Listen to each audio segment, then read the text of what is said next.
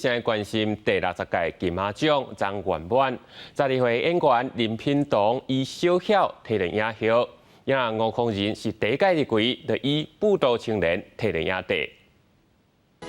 22个无共世代的影帝影后梦幻合作，和今年金马奖有一个盛大开始。吴康仁以马来西亚电影《舞蹈青年》礼拜考冠金马，就摕到影帝宝座。慢慢的感受自己的重量，慢慢的收。 慢慢的感受到每个阶段的自己的不同，那我想我下个阶段会更好。去年以美国查某囡仔开始演戏的林品彤，这摆以电影《小小传说过动儿》自然到位，22岁才做金马史上上少年影后。我想跟他还有跟小小一样特别的人说，继续加油，保持善良，那事情会越来越好的。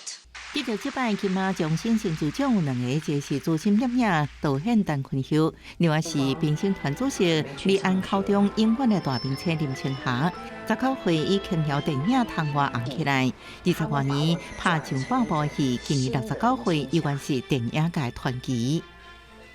我从千里之外归来，在生我养我的地方，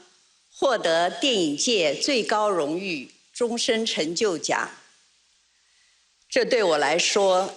意义非常的重大。这摆亮点之一，就是金马奖60年来第一位女性影影奖得主，由电影《真心的一天》以前凭得到，向大家深深一鞠躬了后，无地时就活心落台。